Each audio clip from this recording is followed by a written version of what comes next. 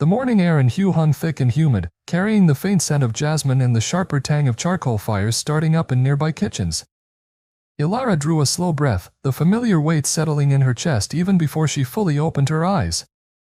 Beside her, Cale slept soundly, his arm thrown protectively across her waist. His presence was a constant warmth, an anchor in the quiet storm that had become their life these past 2 years. 2 years. 24 cycles of hope rising like the perfume river at high tide, only to ebb away, leaving behind the barren mudflats of disappointment. That hollow ache, a constant companion. She slipped carefully from the bed, padding softly across the coal tile floor of their small room tucked away in the back of Cale's parents' sprawling, traditional house. The house itself was beautiful, all dark, carved wood in serene inner courtyards, a relic of a more graceful era. But beauty couldn't mask the suffocating atmosphere. It wasn't their house, not really. It belonged to Master Vin and, more pointedly, to Madame Han, Cale's mother. A woman whose disapproval radiated with the intensity of the midday sun, scorching Elara's spirit with every passing month that failed to bring the longed-for news. A grandchild. An heir. The continuation of the family line, a concept woven so deeply into the fabric of their culture, it felt like breathing itself. Here, among the whispers of ancestors and the expectations of the living, Elara, it seemed, was failing to breathe. The very air felt thick with judgment. Their love, Elara and Cale's, was a quiet, resilient thing. Forged in shared laughter over steaming bowls of pho from a street vendor late at night, strengthened by whispered dreams under mosquito netting in the stifling heat, tested daily by the unspoken tension that permeated the household like damp in the monsoon season. Cale tried. Oh, how he tried. Elara saw the conflict etched on his face, the way he deflected his mother's barbs with a forced joke, the strange cheerfulness he employed like a shield that grew heavier each day. He hated seeing Elara suffer, hated the resigned sadness that sometimes shadowed her eyes. But he was the only son, steeped in traditions of filial piety, caught between that deep-rooted duty and his fierce devotion to her. A difficult, unenviable position. Sometimes, late at night, Elara would lie awake listening to his steady breathing, feeling the weight of his silent struggle as keenly as her own empty womb. The yearning was a shared ache, a phantom limb they both felt, reminding them constantly of what was missing. He rarely spoke of the pressure he felt, but she saw it in the clench of his jaw, the tightness around his eyes when his mother made a particularly pointed comment. Downstairs, the house was already stirring. The clatter of pots from the kitchen, the sharp, commanding tones of Madame Han directing the young housemaid, "My." Elara paused at the top of the stairs, steeling herself. Breakfast was always an ordeal. A performance. She would smile, serve, endure the scrutinizing gaze of her mother-in-law across the heavy wooden table, deflect the inevitable questions disguised as casual conversation.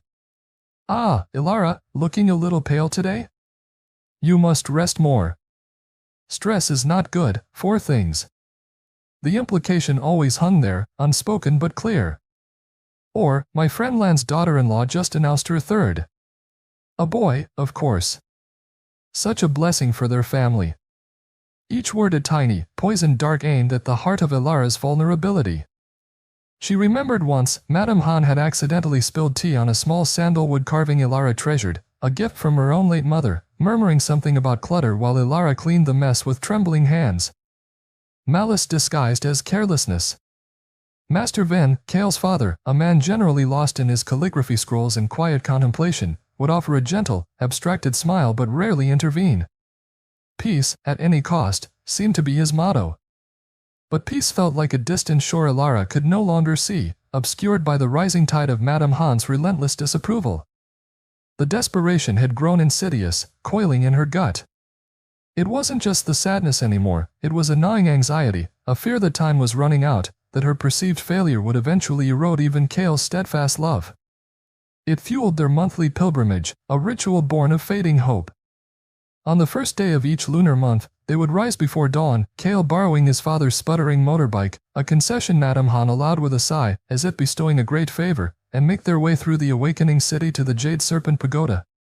It wasn't just tradition anymore, it was a raw plea flung into the incense-laden air, a bargain whispered to impassive gods.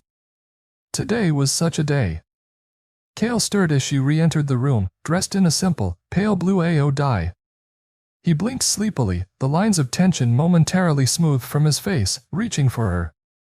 "Ready, my love?" She managed to smile, touching his cheek. His skin was warm. Solid. Almost. "Let me wake you properly." He groaned dramatically, a sound that still made her heart lift slightly, but sat up, running a hand through his already messy hair. All right. The jade serpent awaits. Perhaps today." He didn't finish the sentence. He didn't need to. The unspoken wish hung between them, fragile as a butterfly's wing, heavy as stone. The ride through Hue was a sensory overload. Motorbikes swarmed like metallic insects, horns bleated a chaotic symphony, vendors shouted their wares, fragrant sticky rice, colorful silks, dubious herbal remedies. The air was thick with the smells of street food, grilling pork, simmering broths, mixed with exhaust fumes and the damp earth scent rising from the riverbanks. Yet, as they approached the ancient stone gates of the pagoda, perched on a small hill overlooking the city, a hush seemed to fall. The air grew stiller, carrying only the scent of burning sandalwood and decaying blossoms. Giant banyan trees dripped aerial roots like ancient beards, guarding the entrance, their leaves whispering secrets only the wind could understand. Inside the main courtyard, monks in saffron robes glided silently, their faces serene masks of contemplation. Pigeons cooed from the curved eaves of the temple roof. Elara felt a measure of peace seep into her ear, a temporary respite from the anxieties of home. They bought bundles of incense, the thin sticks releasing fragrant gray tendrils as they lit them from the communal flame flickering in a large bronze urn. Finding a space before the imposing, gilded statue of Kwan Am, the goddess of mercy, whose compassionate gaze seemed to promise solace, they knelt side by side on the worn, red cushions. Elara closed her eyes, the murmur of other worshippers a low hum around her. Her prayer wasn't eloquent. It was a raw outpouring of the soul, a jumble of pleas, promises, and the persistent, aching question, why? Why them? She visualized a child's face, sketched memories of Kale playing gently with a neighbor's toddler, felt the sharp pang of envy and longing. She prayed for strength, for resilience, but mostly, overwhelmingly, she prayed for the tiny spark of life that refused to ignite within her, the biological miracle that felt increasingly like a divine curse. Beside her, she could feel Kale's focused stillness, his own silent prayer mirroring hers. They were united in this, their shared desperation a silent pact against the world's judgment and their own bodies' betrayal. The ritual offered a strange comfort, a sense that they were doing something, however symbolic. It was an act of hope in the face of mounting evidence that hope was futile. As they rose, joints stiff from kneeling, Elara caught sight of Madame Han's face in her mind's eye, sharp, impatient, judgmental. The peace the temple offered began to fray at the edges. Even here, the pressure followed. The expectation. The sense of failure. She pushed the image away, focusing on the intricate carvings on the temple pillars, the calm face of the Buddha. Kale gently took her hand, his touch grounding her. "Come," he murmured, his voice low. "Let's offer respects to the ancestors." They moved towards the ancestral hall, a quieter, dimmer space filled with rows upon rows of memorial tablets, each bearing names and dates etched in gold. The air was still, heavy with the scent of aged wood and cold ashes from countless incense offerings. The weight of lineage felt heavier here, the silent gazes of Kale's forebears seeming to watch from the shadows, generations silently questioning her worthiness to carry on their name. It was a heavy burden, this intersection of marital love, family pressure, and deep-seated cultural expectations. The infertility wasn't just a personal sorrow, it felt like a public failing, a crack in the smooth facade of family continuity, a flaw that reflected poorly not just on her, but on Kale as well. Elara focused on Kale's hand holding hers, drawing strength from his steady presence. He understood. He carried his own version of this burden, the pressure of being the sole inheritor, the focus of his mother's ambitions. Their love was the raft they clung to in this turbulent sea of expectation. But rafts could be overturned. They could splinter. And the storm showed no signs of abating. As they turned to leave the ancestral hall, the scent of incense thickened their clothes, the morning sun was climbing higher, casting long shadows across the ancient flagstones. Another month begun, another prayer offered. Elara squared her shoulders, pushing down the familiar wave of despair. Resilience was her armor, Kale her shield. But the path ahead felt shrouded in mist, the future uncertain. Little did Elara know, this particular morning, heavy with the echoes of longing, would set in motion a chain of events far stranger and more profound than any prayer she had whispered within the temple's serene walls. Little did Elara know, this particular morning, heavy with the echoes of longing, would set in motion a chain of events far stranger and more profound than any prayer she had whispered within the temple's serene walls.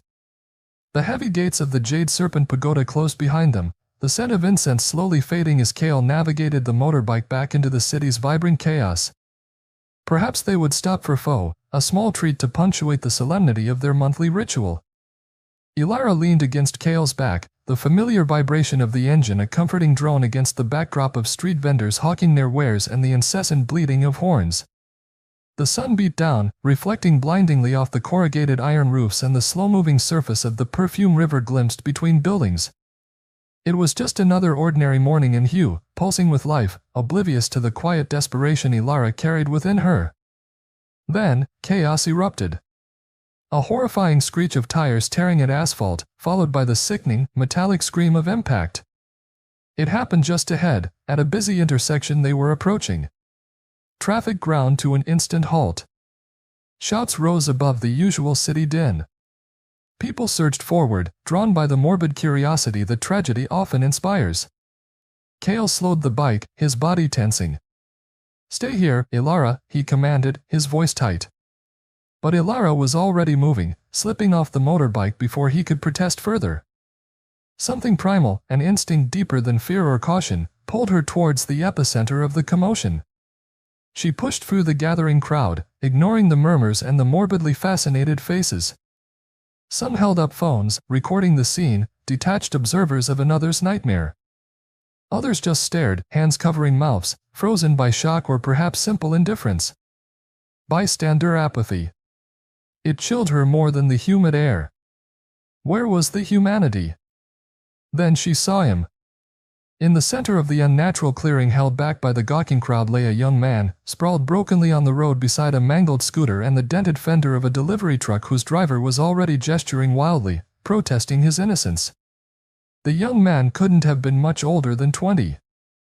He lay terribly still in a rapidly expanding pool of blood, a shocking crimson stain spreading across the dusty tarmac. His white shirt was already soaked through, dyed a grotesque red. Blood trickled from his ears, his nose, his mouth. A horrifying gash marred his forehead, deep enough to reveal the terrifying white gleam of bone beneath. His eyes were open, staring sightlessly at the indifferent blue sky. A wave of nausea washed over Elara, but she pushed it down. Compassion surged, fierce and undeniable, overriding everything else. While others watched, she acted. She knelt beside him, ignoring the sticky warmth soaking through the knees of her AO dye. "Kale!" She cried out, her voice sharp with urgency. "Call an ambulance! Now!" Kale, who had followed her, his face pale and grim, fumbled for his phone, his fingers shaking slightly as he dialed. He looked torn between pulling her away from the horrific scene and supporting her instinctive act of kindness. He knew that look in her eyes, the deep well of empathy that defined her. "It's all right," Elara whispered to the young man, though she knew he couldn't hear. Her voice trembled, but she smoothed a stray lock of hair from his bloodied forehead with gentle fingers. Was there anything she could do? Anything at all? She felt utterly helpless, yet the moral choice to simply be there, to offer some human presence in his final moments when everyone else held back, felt profoundly necessary. A small sacrifice, perhaps, kneeling in the filth and horror, but one she made without hesitation. She took off her light silk scarf, pressing it gently against the terrible wound on his head, a futile gesture against the overwhelming tide of red.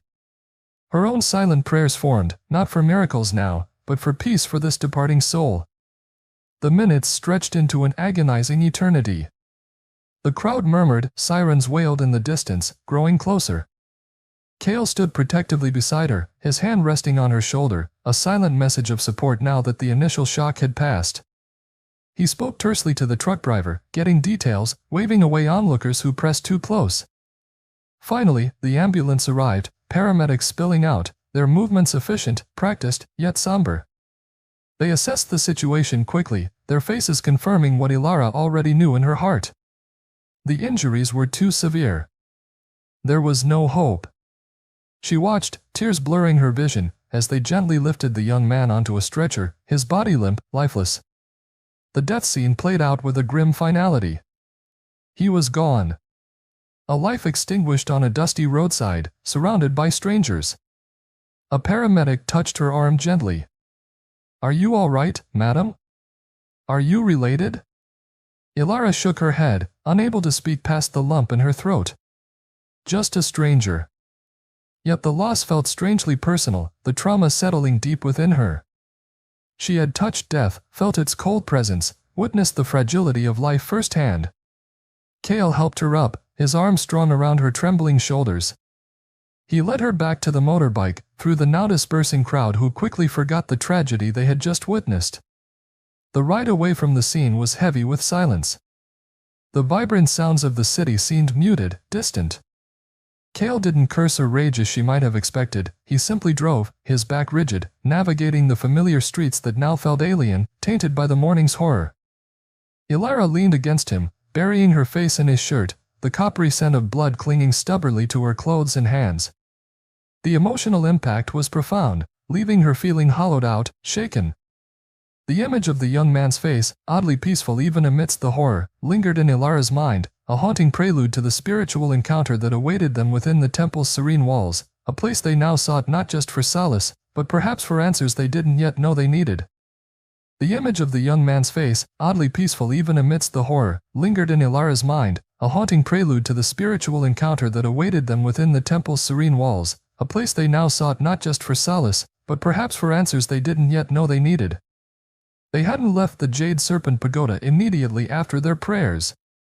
Instead, drawn by the profound sense of peace that permeated the ancient stones, a stark contrast to the jarring violence they'd witnessed, they found a quiet bench in a shaded corner of the courtyard. The earlier serenity Elara had felt was fractured now, replaced by a trembling disquiet, the lingering adrenaline of the traffic accident warring with the temple's inherent calm. Cale sat close, his hand covering hers, his own face tight with a mixture of concern for her and the residual shock of the morning. The atmosphere of the pagoda wrapped around them like a bomb, yet couldn't entirely penetrate the turmoil within Elara. Sunlight filtered through the intricate latticework, dappling the flagstones. The low chant of monks performing afternoon rites drifted from the main hall, a hypnotic, centuries-old sound. Wind chimes stirred occasionally, their delicate notes adding to the tapestry of quiet reverence. But for Elara, the peace felt superficial, like a thin layer of ice over dark, churning water. The image of the blood, the unnatural stillness of the young man, it wouldn't leave her. Her prayer for a child felt selfish now, trivial even, overshadowed by the raw finality of the death she had touched. She found herself whispering another prayer, this one for the unknown young man, hoping his spirit found swift passage, hoping he hadn't been afraid.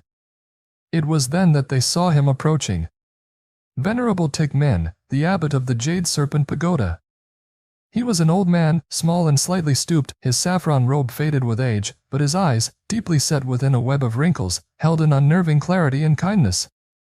He moved with a quiet grace that commanded attention without demanding it. Elara had always felt a sense of awe in his presence, a feeling amplified today by her own vulnerability. He didn't walk directly towards them, but his path seemed inevitably to converge with theirs.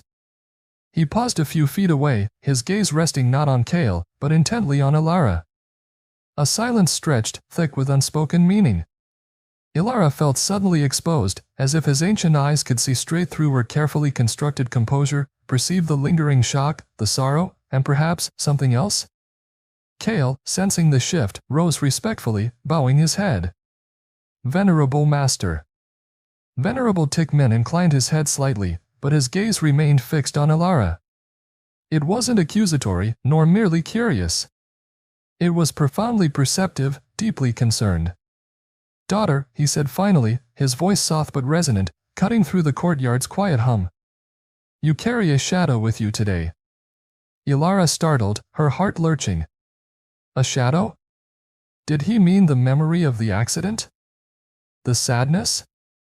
Cale stepped closer to her, his hand protectively on her arm. Venerable, Cale began, his voice laced with anxiety, his inherent faith making him instantly receptive to the spiritual warning. My wife, we witnessed something terrible this morning. A young man died. The abbot nodded slowly, his eyes never leaving Elara's face. Death leaves its mark, it is true.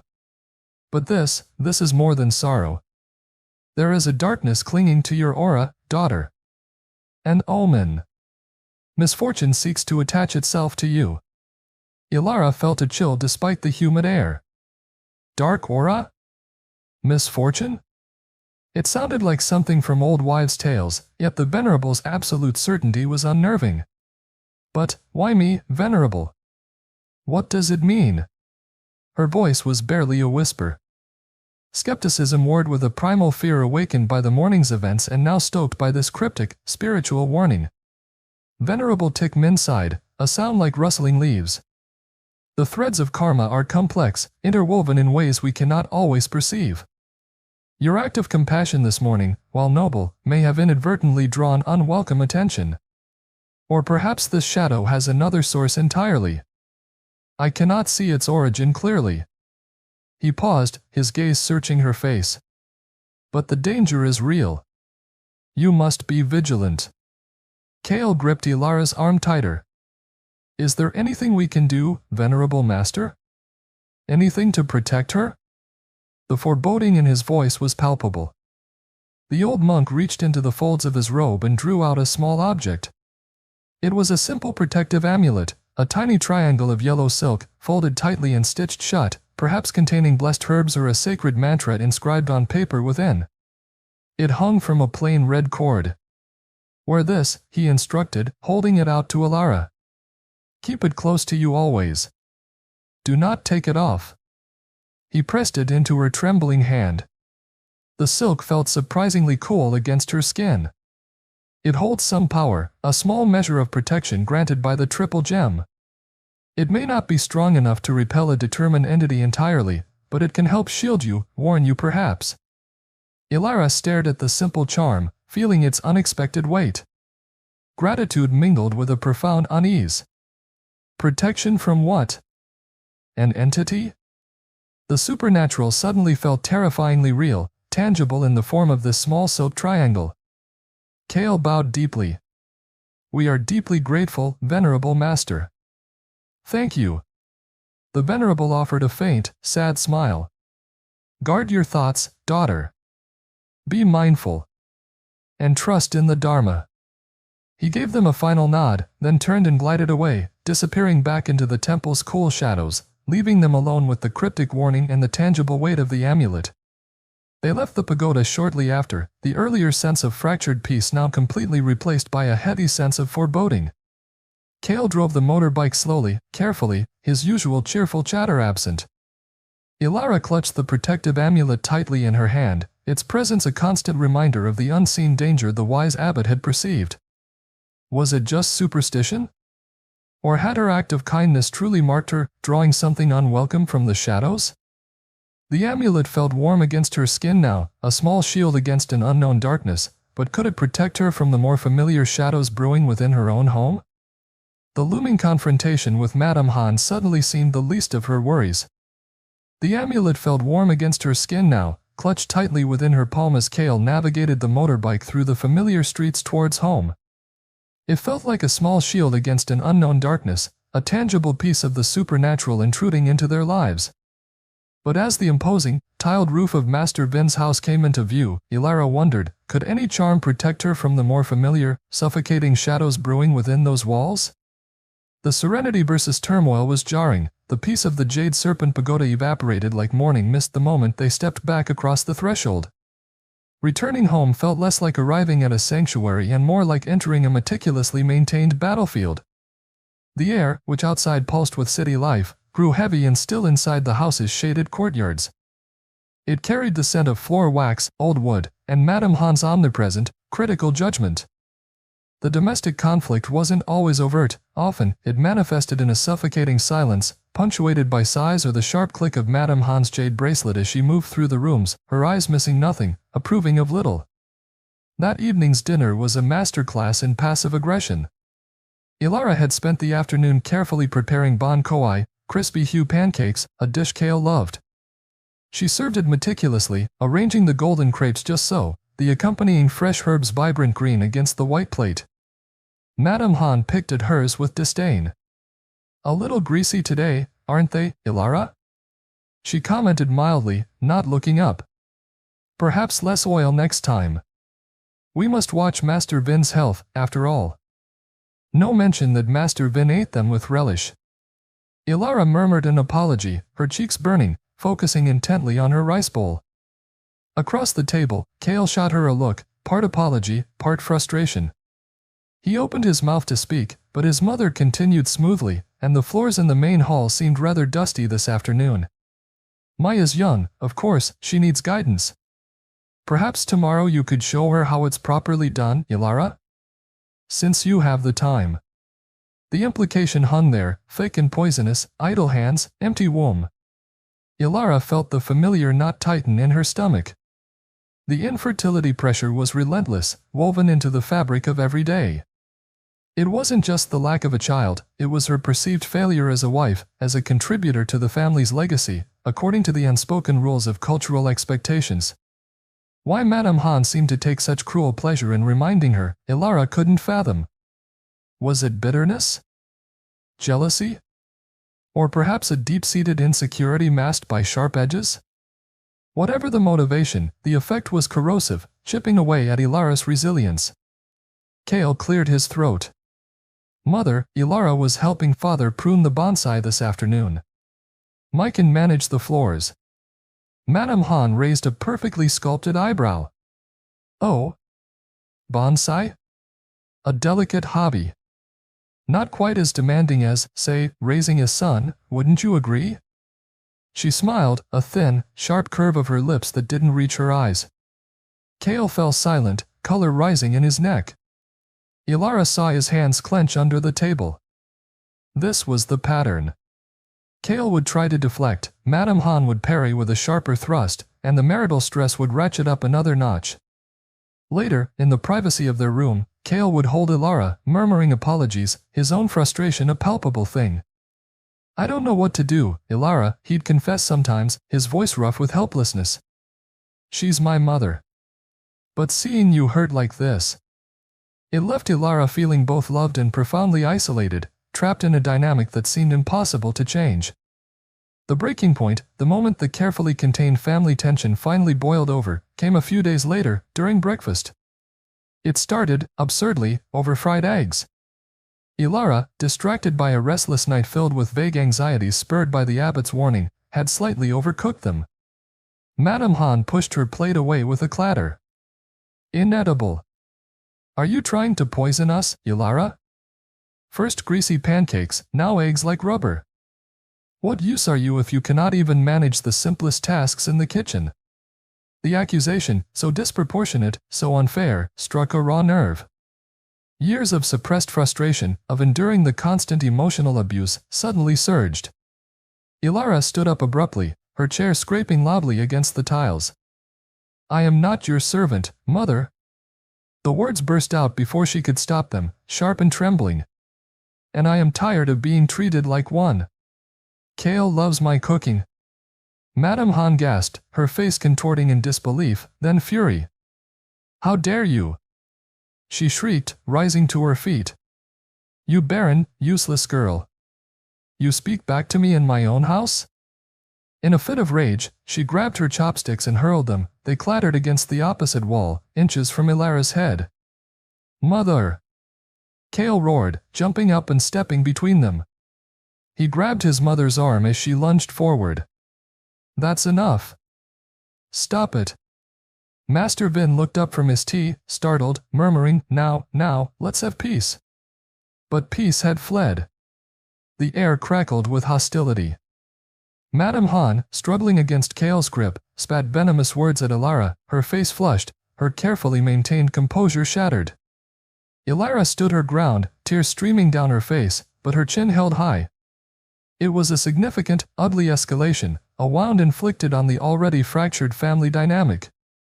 The character conflict had reached a new, dangerous intensity. That night, sleep offered little respite, the echoes of harsh words lingering in the strained silence of their room.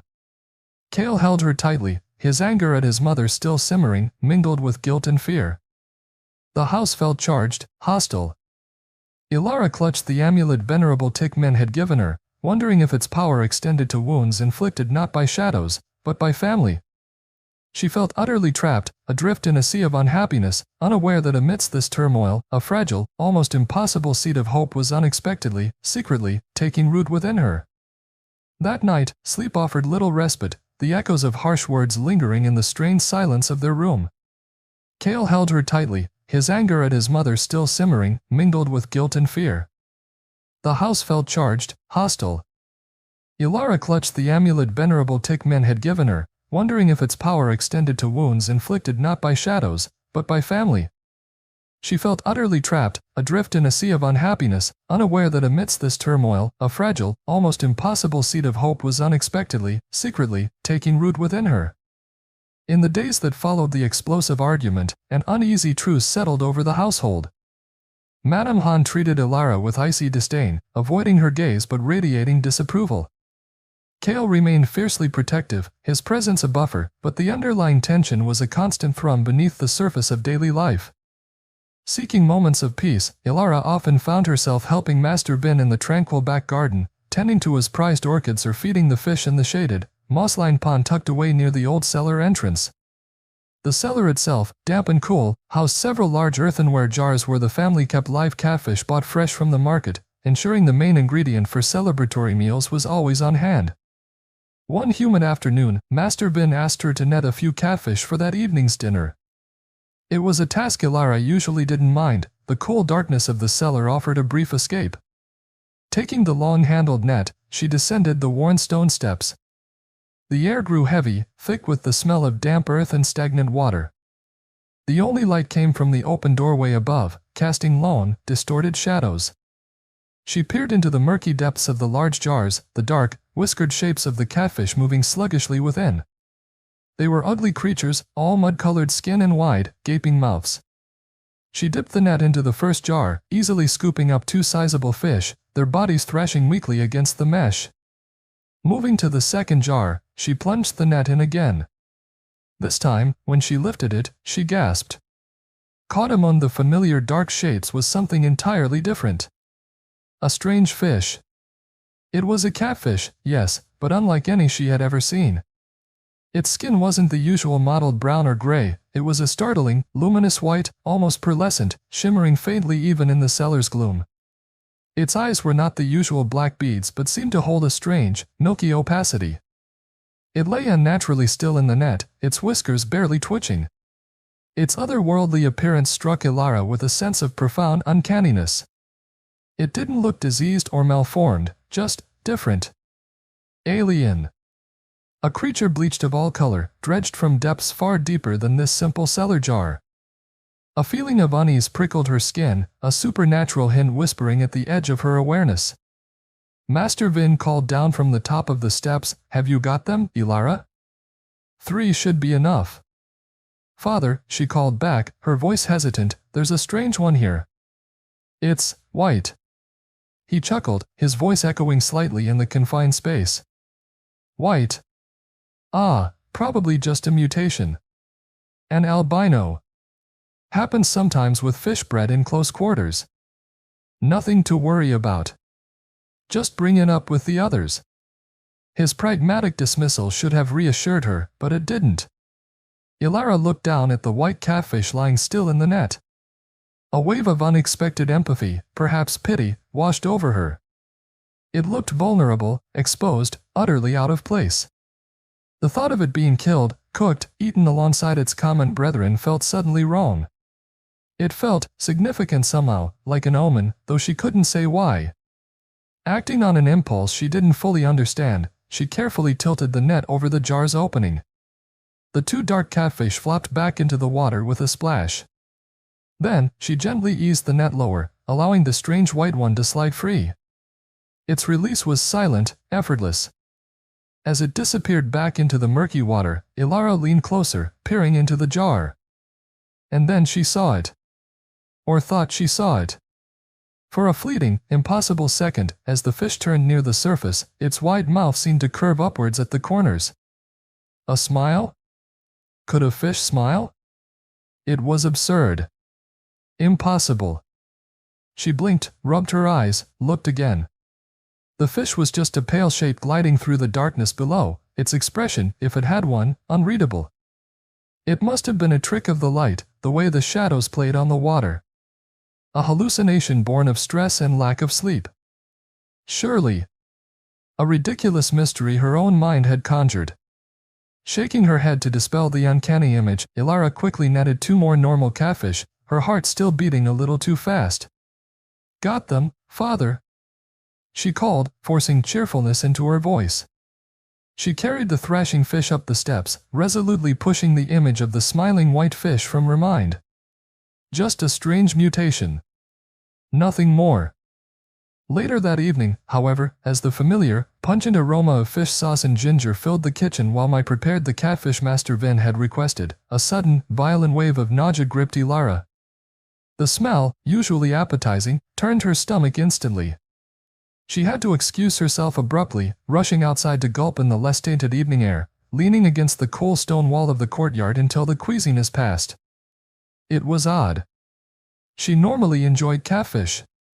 Dismissing the image of the smiling fish as a trick of the light, Elara couldn't ignore the sudden wave of nausea that washed over her, the first concrete hint, perhaps woven with superstition or something deeper, that her life, overshadowed by conflict and the early pregnancy symptoms she hadn't yet recognized, was about to change in ways she couldn't yet fathom. Dismissing the image of the smiling fish as a trick of the light, Elara couldn't ignore the sudden wave of nausea that washed over her, the first concrete hint, perhaps woven with superstition or something deeper, that her life, overshadowed by conflict and the early pregnancy symptoms she hadn't yet recognized, was about to change in ways she couldn't yet fathom. The nausea didn't subside. If anything, it intensified in the following days, accompanied by a profound weariness and a heightened sensitivity to smells that sent her reeling. The dates on the calendar began to form a terrifying, hopeful pattern in her mind. Could it be? After more than 2 years of yearning, of dashed hopes and invasive medical tests, could this finally be it? The hope was so potent it felt dangerous, a fragile flame she barely dared to acknowledge for fear of extinguishing it. She kept her suspicions secret, even from Kale, the cycle of disappointment having taught her bitter caution. But secrets, like rising water, eventually find an escape. It was Madame Han, predictably, whose sharp eyes missed nothing, who first voiced the suspicion aloud. She observed Elara picking listlessly at her food one evening, her face pale. "You look unwell, Elara," Madame Han stated, her tone less concerned than probing. "And you haven't touched the steamed fish. Is something amiss? Is there something you need to tell us?" Elara's heart leaped into her throat. She felt Kale's gaze instantly sharp upon her. She mumbled something non-committal about the heat, but Madame Han pressed on, her eyes narrowed. "Your cycle, Elara. Is it late?" The direct question, devoid of subtlety, hung in the air. Caught off guard, Elara hesitated, then nodded mutely, feeling her cheeks flush. A complex mix of emotions washed over the room. Master Vin looked up from his book, surprised interest dawning on his face. Kale's expression was a whirlwind, shock, dawning hope, anxiety. Madame Han's face remained carefully neutral, but Elara thought she saw a flicker of something, calculation? In her eyes. "How late?" Madame Han demanded. "2 weeks," Elara stammered. Kale let out a breath he seemed to have been holding for years. He reached across the table, his hand covering hers, his eyes shining with disbelief and burgeoning joy. 2 weeks? Elara, why didn't you say anything? I wasn't sure, she whispered, tears pricking her eyes. "I didn't want to hope too soon." Madame Han sniffed. "Hope is premature. You must be certain." She turned to Kale. "Go to the pharmacy immediately. Buy a pregnancy test stick. We need confirmation, not foolish sentiment." Her practicality was a cold splash of water on their tentative emotional reaction. The suspense during the wait was almost unbearable. Kale paced restlessly outside the bathroom door while Elara followed the instructions with trembling hands. Those few minutes felt like an eternity. Finally, she stared down at the small plastic stick. 2 distinct pink lines. Unmistakable. A sob escaped her, a sound choked with years of pent-up longing and sudden, overwhelming relief. She opened the door, tears streaming down her face, unable to speak, simply holding out the test. Kale snatched it, stared, then let out a whoop of pure joy, lifting Elara off her feet and swinging her around in a dizzying circle, laughing breathlessly. "We did it! Elara, we did it! I'm going to be a father!" His elation was infectious, a pure, unadulterated burst of happiness that momentarily banished all shadows. This was the emotional climax, positive, they had dreamed of. Even Madame Han allowed a small, tight smile to touch her lips as she took the test stick from Kale. "Well," she conceded, her family reaction carefully measured. "It seems congratulations are in order. Let us hope it is a strong, healthy boy." Master Vin beamed, offering genuine congratulations. The fragile truce held, buoyed by the momentous pregnancy discovery. Later that night, nestled in the safety of their room, Elara and Kale held each other close, whispering excited plans, tracing the curve of her still flat belly, lost in a bubble of shared hope. It felt surreal, this answered prayer. Yet, even amidst the joy, a thread of anxiety remained. Elara touched the amulet hidden beneath her nightgown, the memory of the Venerable's foreboding warning and the terrifying ghost encounter a chilling counterpoint to their happiness. And Madame Han's words echoed, "Let us hope it is a boy." A bittersweet moment. Their happiness felt precious, fragile, and shadowed by dangers both seen and unseen. As the news settled over the household, a fragile truce seemed to emerge, but the unseen forces swirling around Elara were far from appeased. As the news settled over the household, a fragile truce seemed to emerge, born perhaps more from shock and anticipation than any real change of heart in Madame Han. The air remained thick with unspoken tensions, but the focus had shifted, at least temporarily, to the miracle growing within Elara.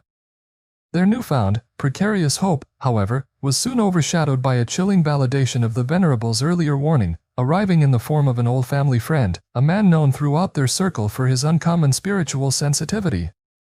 His name was Bao, though everyone respectfully called him Uncle Bao.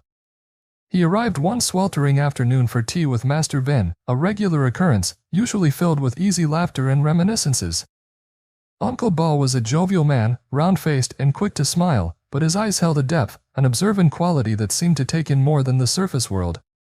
It was whispered that his family line included shamans and spirit healers, and while Uncle Bao rarely spoke of it directly, his uncanny insights and occasional, quiet interventions in matters of ill fortune or strange occurrences had earned him a quiet respect, even among pragmatists like Master Vin.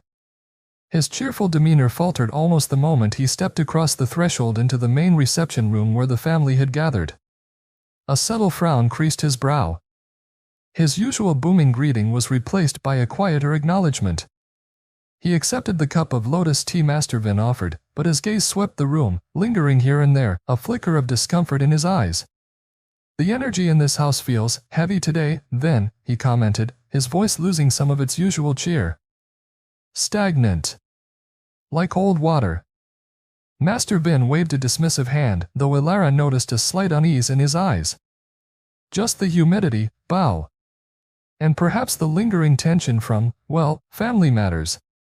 Uncle Bao took a slow sip of tea, his gaze drifting towards Kale, then Madame Han, then lingering again on Elara, who sat quietly beside her husband. Elara felt an uncomfortable prickle under his scrutiny, though his expression was kind.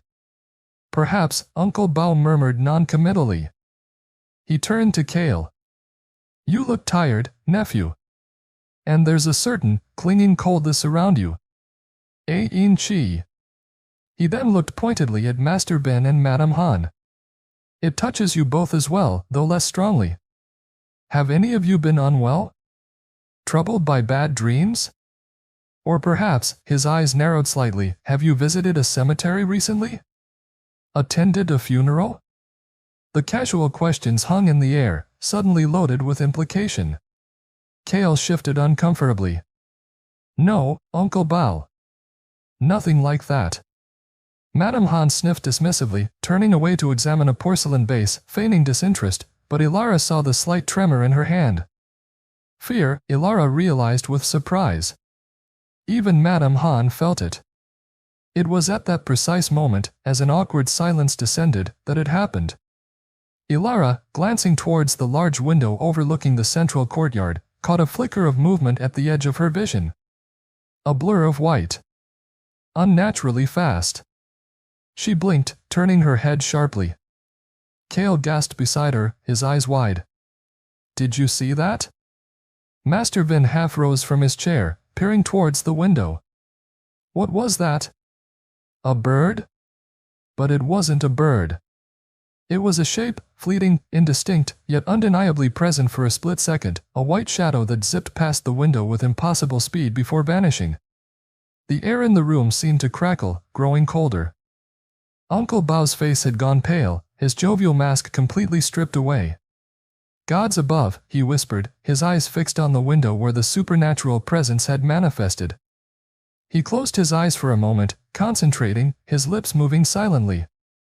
When he opened them again, his expression was grave. That was no bird, then. That was the entity. It's been watching. Listening. He wiped a bead of sweat from his forehead. Standing right outside that window just now. The negative energy spiked. Heavens, I was nearly overwhelmed. He frowned deeply, a puzzled look crossing his features. But there's something else. Strange. He sniffed the air almost imperceptibly. This Qi, this presence, it carries a scent. Faint, but fishy? Like stagnant pond water, or decaying fish? Elara's breath caught in her throat. The white catfish. The nausea. A cold dread washed over her. Could it be? Kale looked at her, seeing the recognition, the fear, in her eyes. Master Vin scoffed, trying to regain composure. Fishy? Bao, are you sure? A fish ghost? That sounds utterly absurd. He attempted a laugh, but it sounded hollow. Uncle Bao shook his head grimly. Absurd, perhaps. But the supernatural rarely conforms to our expectations, my friend. And Elara, he turned to her, his gaze sharp with inquiry, have there been any unusual incidents? Related to fish, perhaps? Hesitantly, her voice trembling slightly, Elara recounted the incident in the cellar, the startlingly white catfish, her unease, the decision to release it, the fleeting, impossible image of its smile, and the sudden aversion to fish that had plagued her since. Uncle Bao listened intently, nodding slowly. The timing, the description, the scent of the energy. It aligns. He sighed heavily.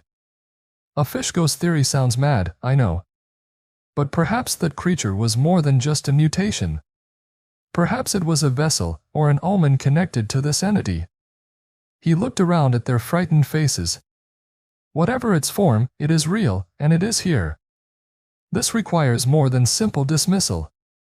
Rising, he reached into a pouch he carried at his belt and produced several small, yellow paper amulets, similar to the one Elara already wore, but these were marked with different, more complex symbols in black ink.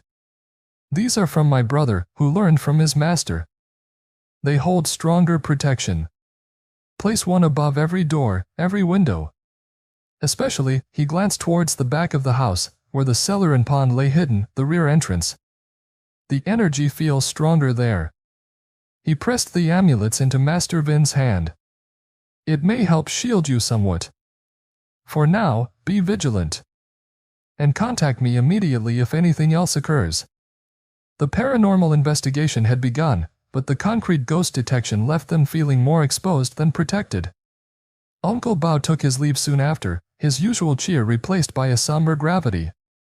The flimsy yellow charms felt woefully inadequate against the chilling presence he had described, a presence now given a bizarre, unsettling, aquatic association. An unspoken question hung heavy in the air. What exactly was haunting their home, and what did it want? The flimsy yellow charms offered by Uncle Bao felt woefully inadequate against the chilling presence he had described, talismans placed above doors and windows like fragile paper prayers against an encroaching tide. An unspoken question hung heavy in the air of the old house. What exactly was haunting their home, and what did it want? The days following Uncle Bao's visit were thick with an almost unbearable tension. Every creak of the floorboards, every sigh of the wind through the eaves, seemed laden with sinister portent. Elara found herself constantly glancing over her shoulder, the venerable small silk amulet clutched tightly in her hand, its presence a small, tangible comfort against the burgeoning fear. Sleep became elusive, filled with fractured dreams and a persistent sense of being watched. One particularly oppressive night, exhaustion finally claimed her. Kale slept soundly beside her, his breathing deep and even, oblivious to the suspenseful nighttime atmosphere that seemed to press in on Elara from all sides. The old house groaned around them, settling into the deep quiet of the pre-dawn hours. Outside, the cicadas had fallen silent. Even the air felt heavy, still, expectant. Elara drifted in that liminal space between wakefulness and sleep, her body leaden, her mind uneasy. Then, it began. Not with a sound, but with a feeling. A crushing weight descended upon her chest, stealing her breath. Her eyes flew open, but the room was swallowed by an impenetrable darkness, deeper than mere night. Panic seized her as she realized she couldn't move. Couldn't scream. Couldn't even twitch a finger. It was sleep paralysis, terrifying in its completeness, locking her consciousness within an immobile prison of flesh. A choked whimper died in her throat. Was this a night terror? A product of her frayed nerves?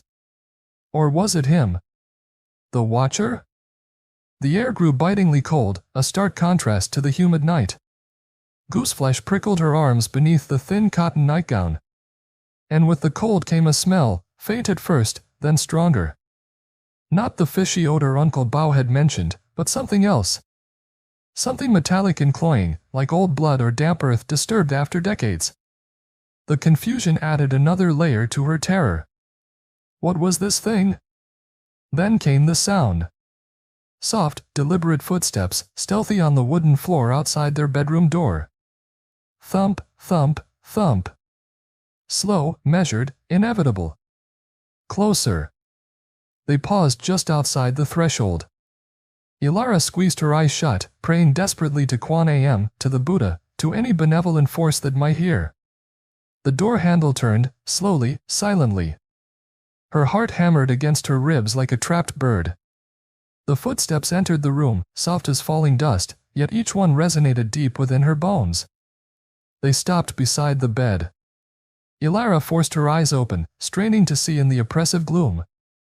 A spectral figure loomed beside her, tall and unnaturally thin, a column of deeper black against the shadows. She couldn't make out features, only a vague outline, a sense of height, and an overwhelming aura of chilling malevolence directed entirely, terrifyingly, at her. It didn't seem to notice Kale sleeping beside her.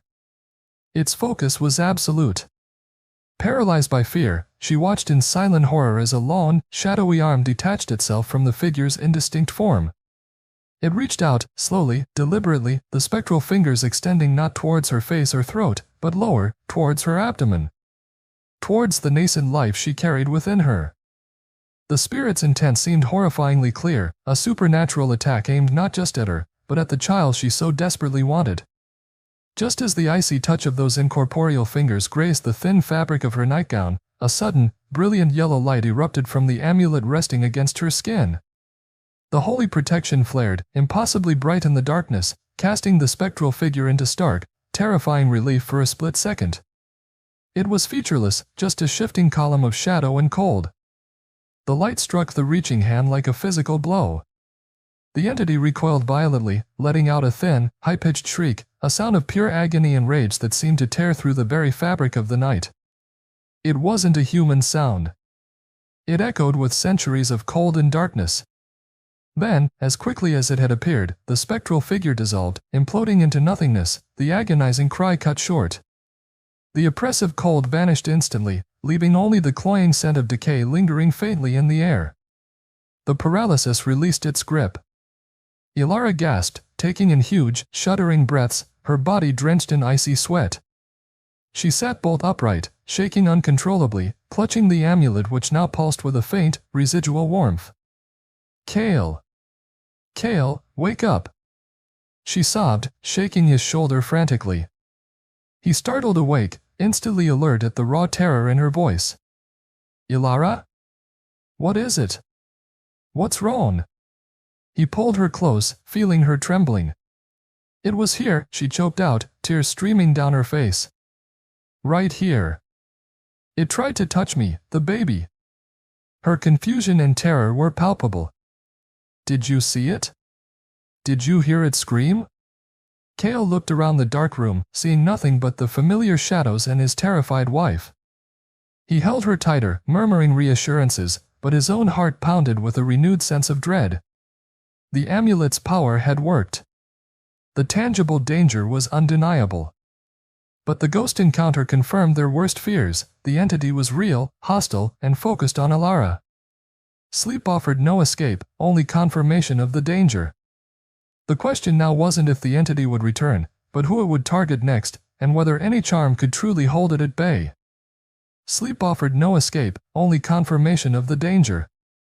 The amulet, clutched tight in Elara's hand throughout the restless nights that followed, was a small comfort, but the harrowing ghost encounter left an icy residue of fear in the house. The question now wasn't if the entity would return, but who it would target next, and whether any charm, any prayer, could truly hold it at bay against its now clearly malevolent spirit's intent. The atmosphere grew thick with unspoken dread. Even Madame Han seemed subdued, her usual criticisms muted, though whether from fear or some other calculation, Elara couldn't tell. Master Vin spent more time than usual shut away with his scrolls, perhaps seeking solace in ancient wisdom. Cale was a shadow of himself, hypervigilant, starting at every creak, his eyes constantly scanning the corners of rooms. The entity, however, seemed content to lie dormant for a few days, allowing a fragile, false sense of security to return. Until one afternoon. It began subtly.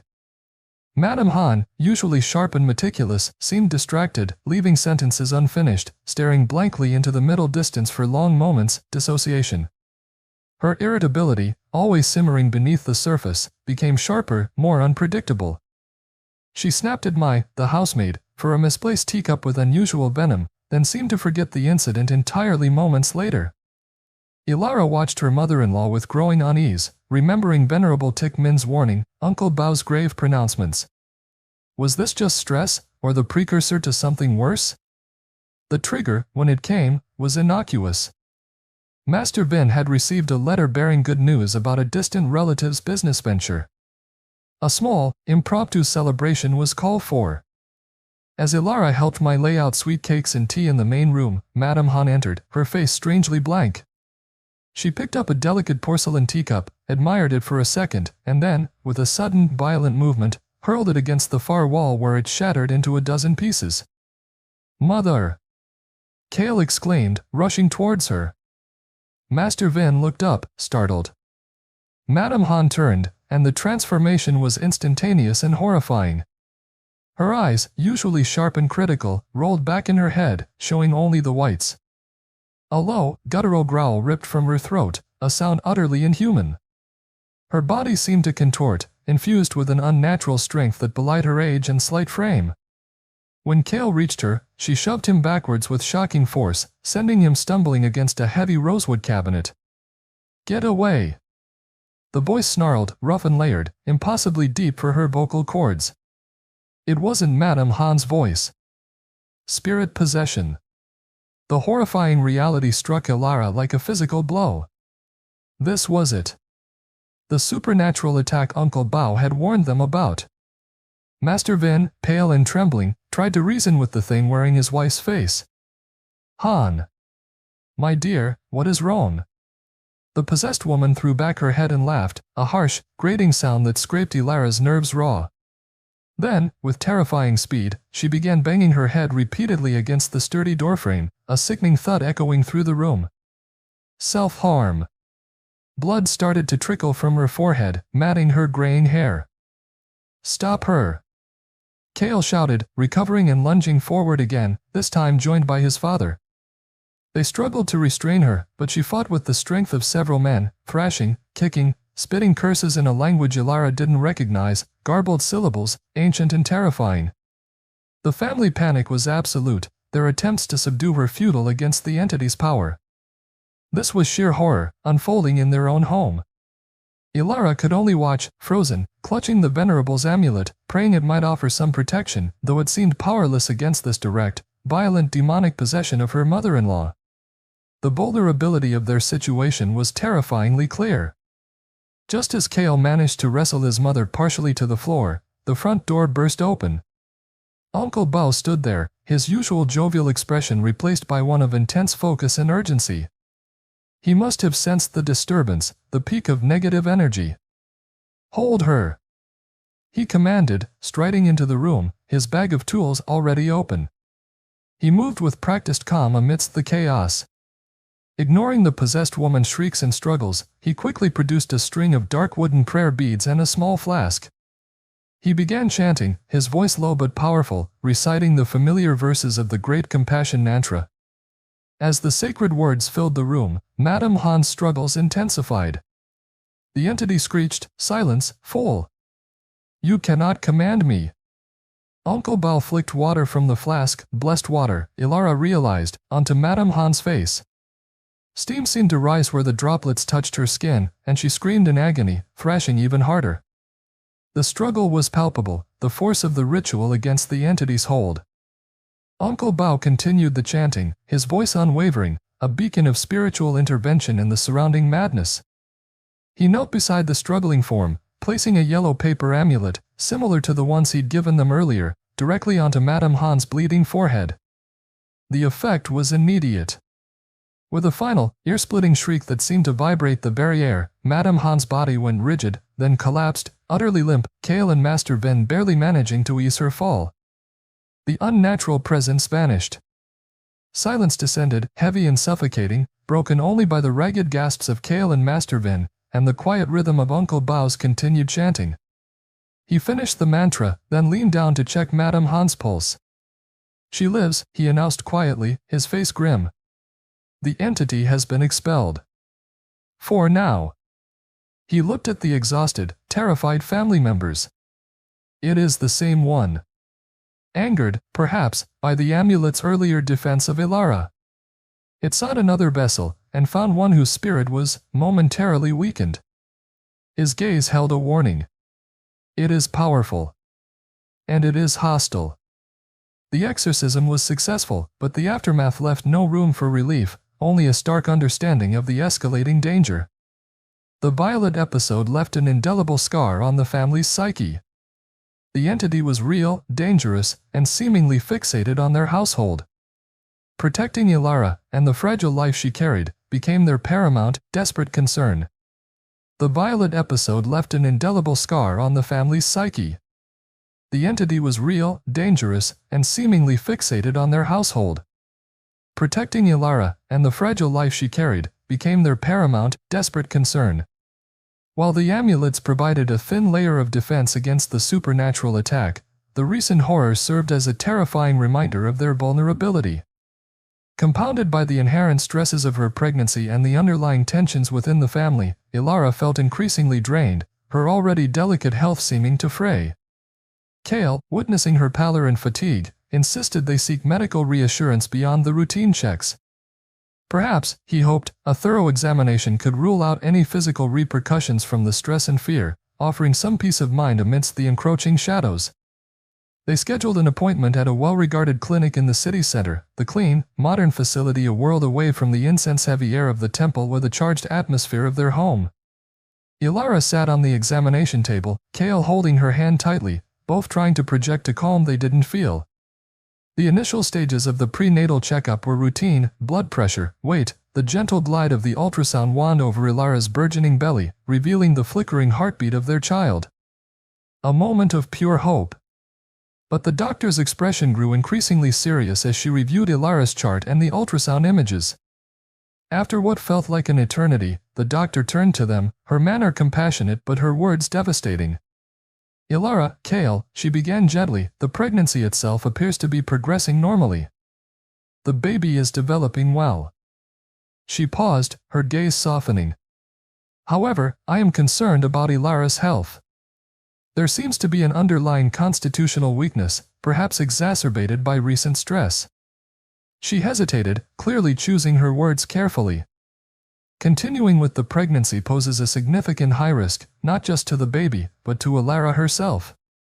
Her body may not be strong enough to sustain the full term or withstand the rigors of childbirth. The medical diagnosis landed like a physical blow. Elara felt the air leave her lungs, the room suddenly tilting. Devastation. After years of yearning, after finally achieving this precious conception, it was now fraught with mortal danger? Life or death? Cale gripped her hand harder, his knuckles white. What exactly are you saying, doctor? He asked, his voice strained. I'm saying, the doctor continued, meeting their eyes directly, that carrying this child to term could put Elara's life in serious jeopardy. There's a significant chance of severe complications, hemorrhage, organ strain, even fatality. The stark reality hung heavy in the sterile room. Medically, the safest course would be termination. Termination. The word struck Elara with the force of a physical impact. Abortion. After everything. Tears blurred her vision. Cale wrapped an arm around her, his own fear a palpable tremor against her shoulder. He feared losing her more than anything, even the child they both desperately wanted. The joy of the pregnancy discovery felt like a cruel mirage, evaporating in the face of this grim prognosis. The journey home was shrouded in a heavy, grief-stricken silence. The bustling city streets, usually a source of vibrant energy, seemed gray and distant. Back in the oppressive atmosphere of the family home, Cale, his face etched with worry and sorrow, relayed the doctor's verdict to his parents. Master Vin looked utterly stricken, his usual scholarly detachment crumbling, murmuring prayers under his breath.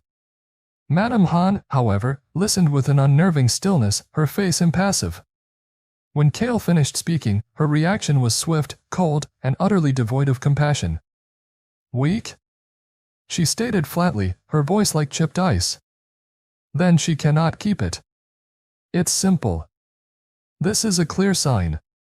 The heavens do not favor this union, this child. She waved a dismissive hand. You must arrange for the termination immediately, Cale. There is no other choice. Elara stared at her mother-in-law, numb with shock. No sympathy?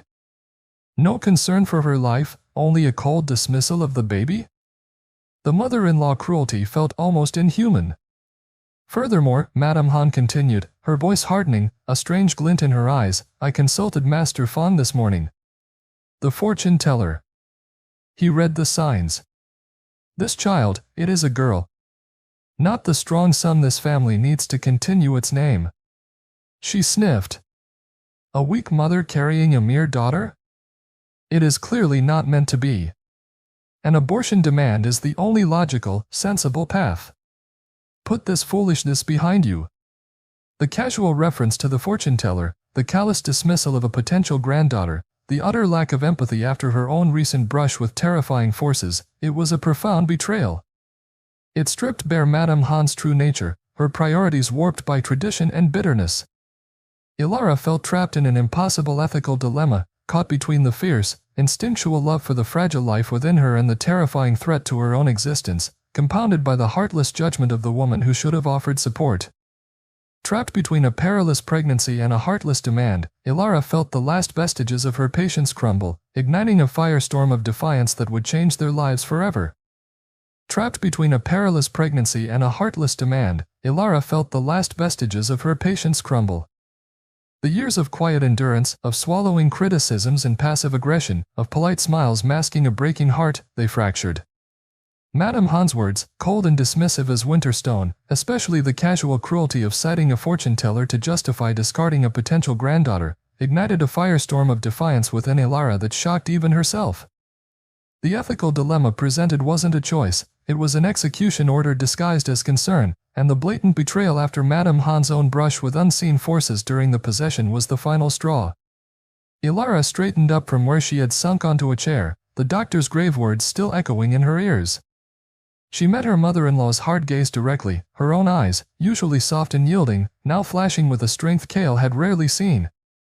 The accumulated emotional suffering coalesced into cold, hard resolve. No, Elara said, her voice quiet but clear, cutting through the heavy tension in the room. Madame Han blinked, taken aback by the unprecedented opposition. What did you say? I said no, mother, Elara repeated, her voice gaining strength. I will not discard my child. Not for you, not for a fortune-teller's guess about gender, not for anyone.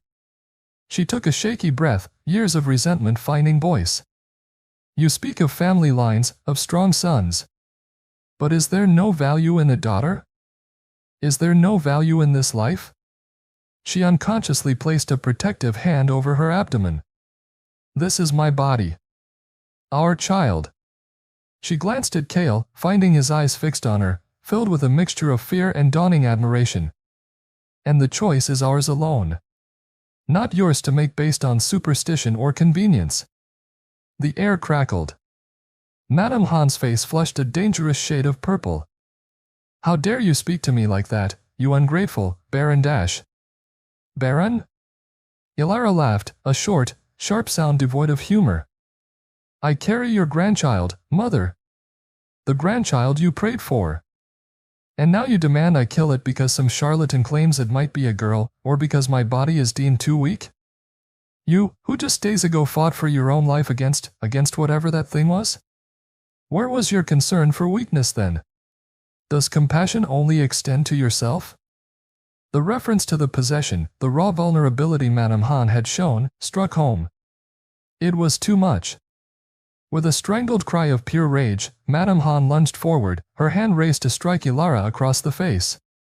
But before her hand could connect, two things happened simultaneously. Cale moved instantly, stepping in front of Elara, blocking the blow with his own body. And Master Vin, galvanized into action perhaps by the mention of the possession or the sheer violence of the moment, grabbed his wife's arm firmly. Han, enough. This is madness. He pleaded, his voice strained. Madame Han struggled against her husband's grip, her face contorted. Let go of me. This disrespectful creature needs to be taught a lesson. But Cale stood resolute beside Elara, facing his mother, his choice finally, irrevocably made. The family conflict had reached its zenith. No, mother, he said, his voice low but unwavering, filled with a pain that cut deeper than anger. You will not touch my wife. And you will not dictate the fate of our child. He took Elara's hand, his grip tight, a silent promise. We heard the doctor. We understand the risks. But the choice of whether to face those risks belongs to Elara, and to her alone. Not to you, not to Master Fawn, not to tradition. His defiance was quiet but absolute. We will face this together. Her life, and the life of our child, is what matters.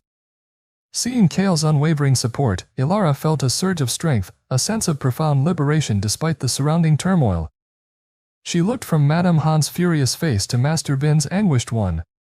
We cannot live like this anymore, she announced, her voice steady now. We will not raise our child in a house filled with such bitterness and judgment. She took a deep breath, the decision solidifying within her. Father, mother, with respect. Cale and I will be leaving. We will find our own place. Tomorrow. Severing ties. The words hung in the air, heavy and final. Madame Han stared at them, momentarily speechless, her chest heaving. Then came the torrent of mother-in-law cruelty, sharper and more venomous than ever. Leave? Fine.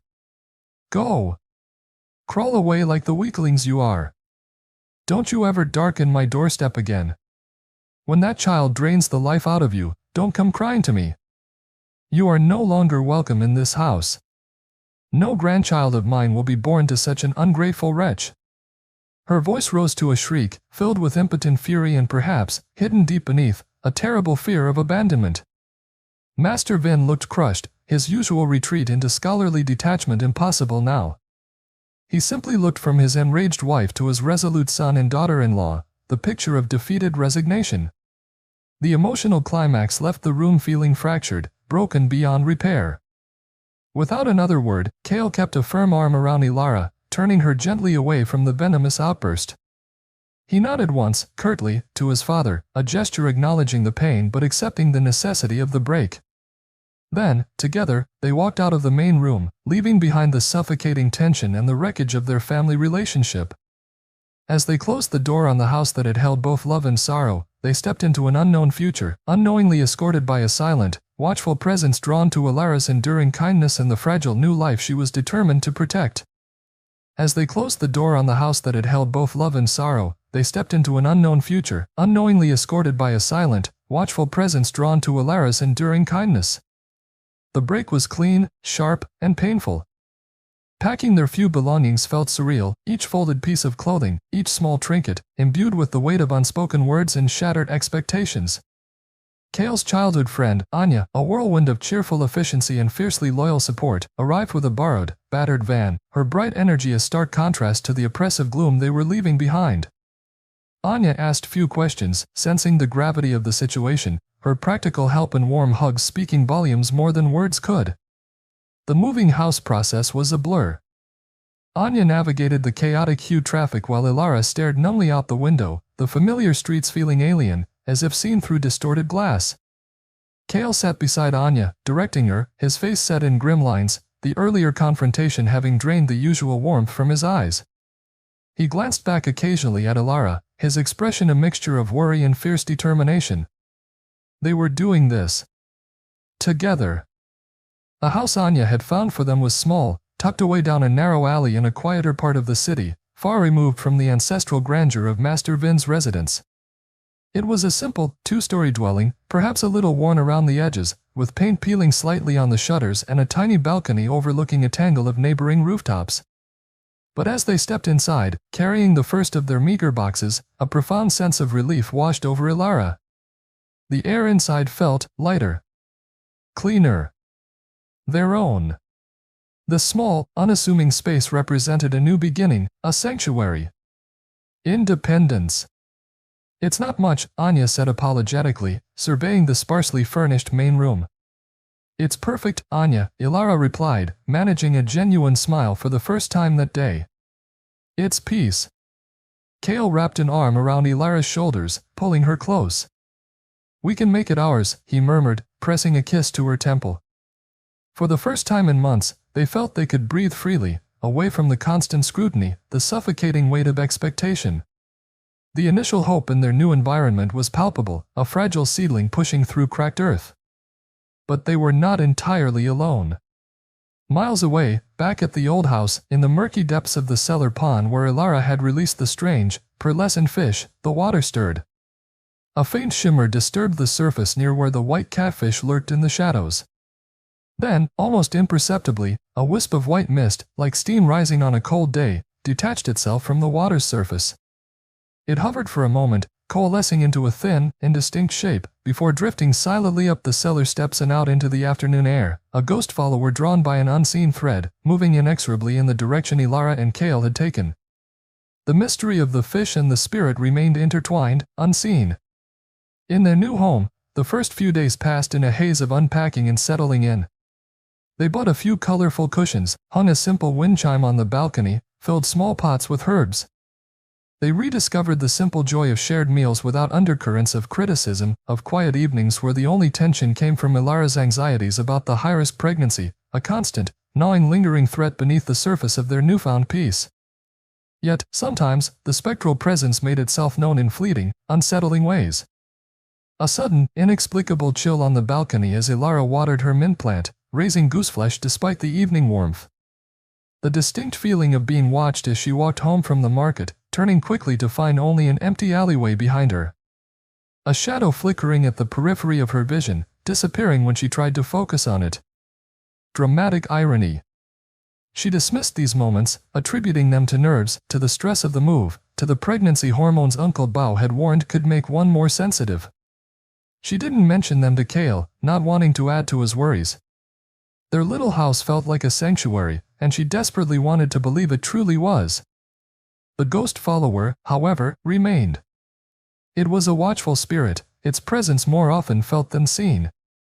It lingered in the deep shadows cast by the alley walls at night, an unseen observer on a nearby rooftop, its intent still veiled. Was it the same entity that had attacked her, that had possessed Madame Han? Or something connected, yet different? The memory of the venerable's amulet flaring, the entity's shriek of pain, that felt hostile. But this feeling, it was just presence. Watchfulness. For now. Their new life had begun, overshadowed by the twin anxieties of a fragile pregnancy and a persistent, mysterious haunting. In the quiet solitude of their new sanctuary, Elara finally allowed herself to breathe, arranging herbs on the windowsill, unaware that the spectral threads connecting her past kindness to her present had followed her, weaving an invisible, complex web around her and her unborn child. In the quiet solitude of their new sanctuary, Elara finally allowed herself to breathe, unaware that the spectral threads connecting her past kindness to her present had followed her, weaving a protective, yet invisible, web around her and her unborn child. The months unfolded, marked by the steady rhythm of Elara's growing belly and the constant, hovering anxiety of the high-risk pregnancy. Kale worked long hours, taking extra shifts to save money, while Elara rested as much as possible, tending to their small home with a quiet determination. The peace they had sought was real, a tangible thing built from shared meals, gentle conversations, and the absence of Madame Han's corrosive presence. Yet, the shadow of the doctor's diagnosis, the fear for her own life and that of the child she carried, was never far away. Strangely though, Elara felt, well, better than expected. Her regular checkups, initially fraught with tension, began to yield cautiously optimistic results. Her blood pressure remained stable, her energy levels, while fluctuating, were surprisingly decent. The doctors were puzzled, murmuring about the benefits of reduced stress or simply defying initial prognosis. Elara and Kale exchanged hopeful, questioning glances after each appointment. Could the medical diagnosis have been overly pessimistic? Or was something else at play? Elara couldn't shake the feeling, subtle yet persistent, that some unseen force was bolstering her, lending her strength. It was a mystery she didn't dare voice, even to Kale. The most perplexing aspect of these months was the evolution of her recurring dreams. The terrifying ghost encounter in the old house had initially bled into nightmares, dark figures, crushing pressure, icy hands reaching. But gradually, the nature of the dreams shifted. The spectral figure still appeared, often lingering at the edge of her dreamscape, a tall, thin silhouette against indistinct backgrounds. Yet, the overwhelming fear had subsided, replaced by a strange sense of awareness. It no longer felt actively menacing. Sometimes, in the dream, it would simply stand there, a watchful spirit, observing her with an intensity that felt less like hostility and more like focus. On waking from these particular dreams, Elara often felt an unusual sense of calm, a deep well-being that defied the physical discomforts of advancing pregnancy. It was deeply unsettling, this supernatural mystery. One morning, after a particularly vivid dream where the shadowy figure seemed to hover protectively near her sleeping form, Elara finally confided in Kale. "The dreams are changing," she whispered, tracing patterns on the simple cotton blanket. "The figure, it doesn't feel angry anymore. It feels watchful. Almost gentle? Am I losing my mind, Kale?" Kale listened intently, his brow furrowed in thought. He remembered Uncle Bao's words, the Venerable's warning. "Gentle?" he repeated slowly. Perhaps it isn't here to harm us, Elara. Perhaps the Venerable was right about the dark aura, but wrong about its intent? Or perhaps... He hesitated. Perhaps its intent has changed. He thought of the amulet Elara always wore, the one given by the abbot. Had that influenced the spirit? They decided another visit for spiritual guidance was needed. Venerable Tickmin received them with his usual serene calm in the quiet refuge of the Jade Serpent Pagoda.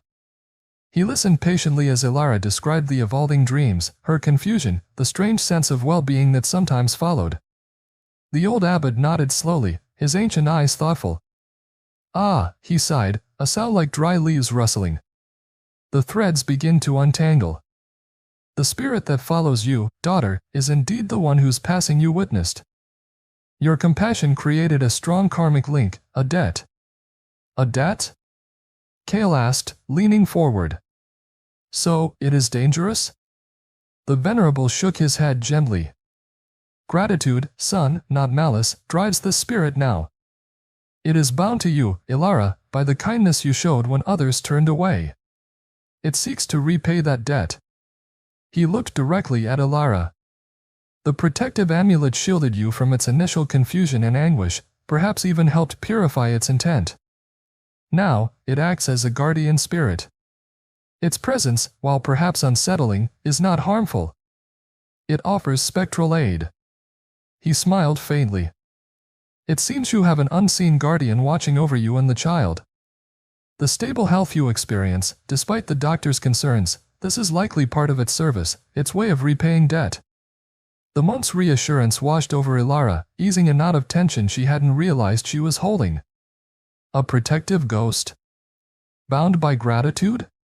It was extraordinary, yet somehow, it resonated with the strange feelings she'd had. Still, a mystery remained. Could a spirit truly influence physical health? As the weeks passed, small, unexplained events seemed to confirm the Venerable's words.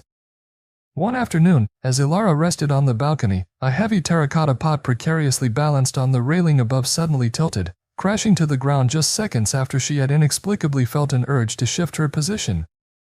Another time, descending the steep alley steps slick with rain, her foot slipped. For a terrifying instant she felt herself falling, only to be steadied by what felt like an invisible hand pressing against her back.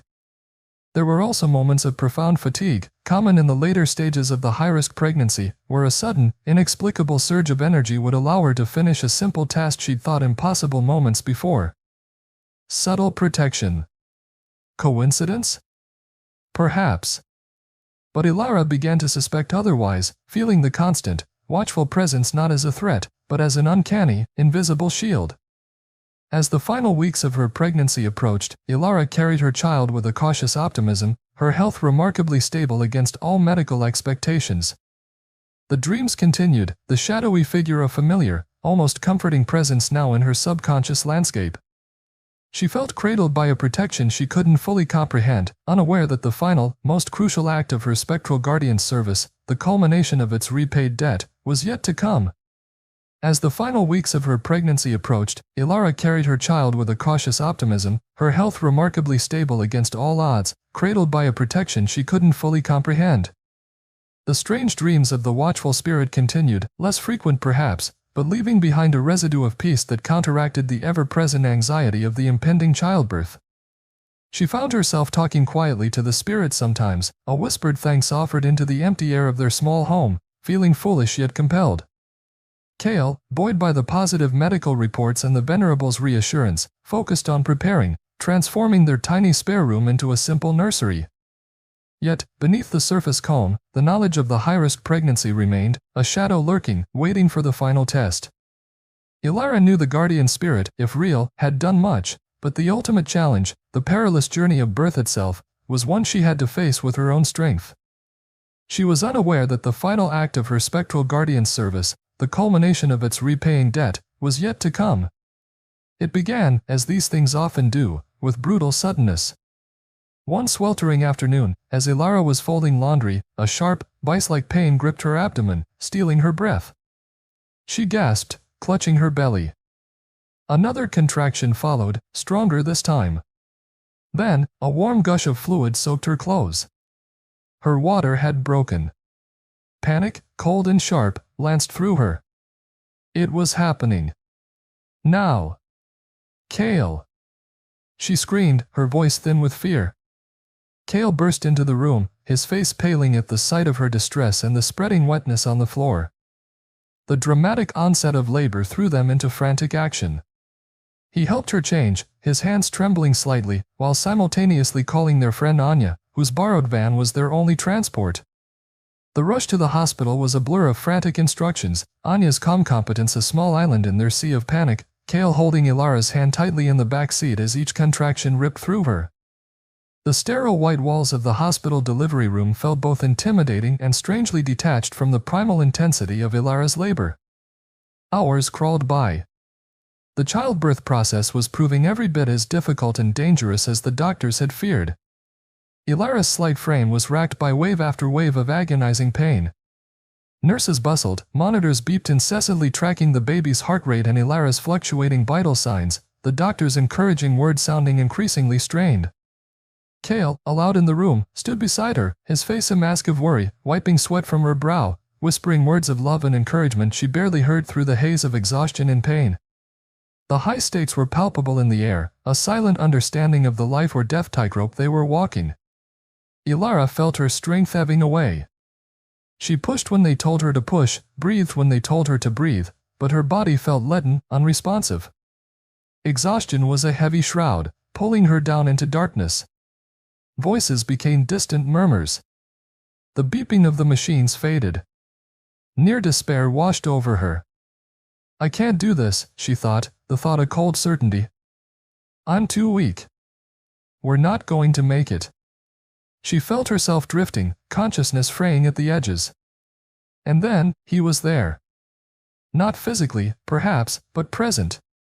The harsh lights of the delivery room dim, the sounds receded. Standing beside her bed, no longer a mere shadow but clearer now, translucent yet distinct, was the young man. The one from the accident.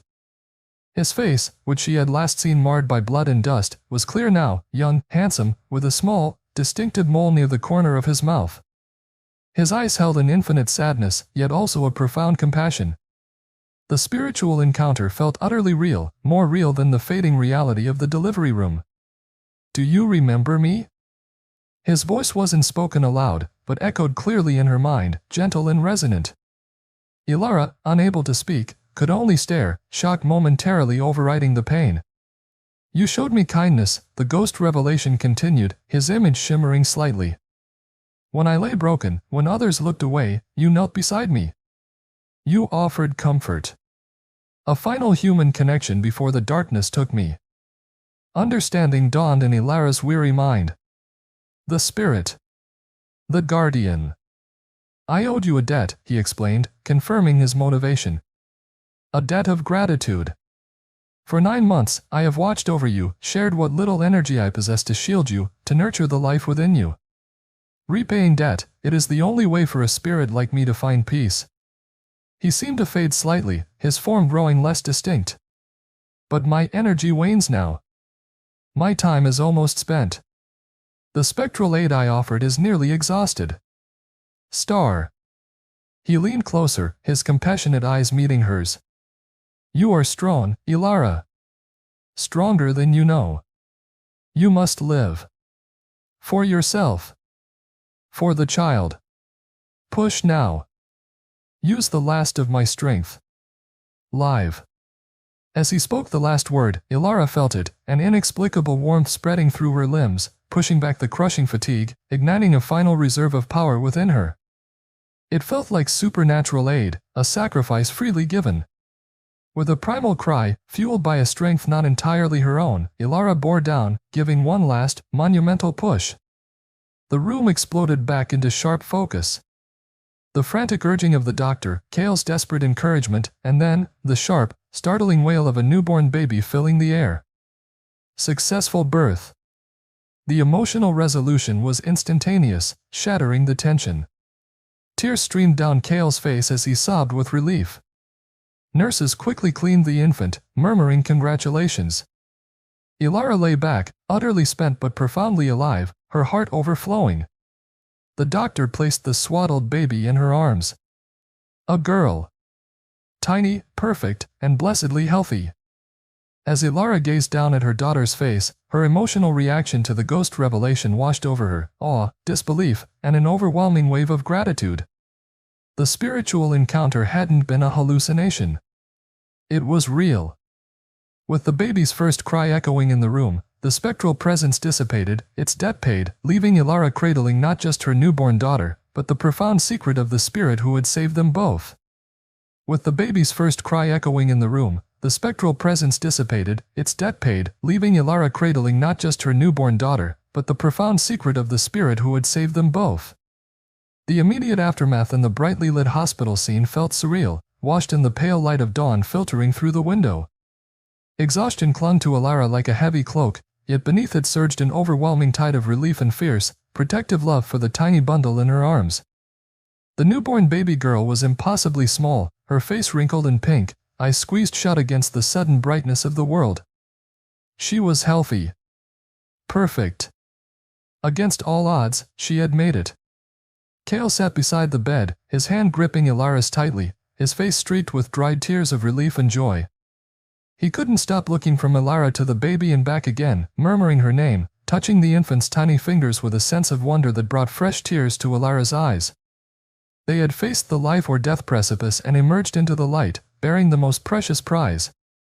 As a nurse gently checked the baby's vitals, Elara traced the delicate curve of her daughter's cheek. And then she saw it. Tucked just near the corner of the tiny mouth, almost hidden in a fold of skin, was a small, dark mole. Exactly like the one the young man had, the ghost whose face had appeared so clearly to her in those final, desperate moments of labor.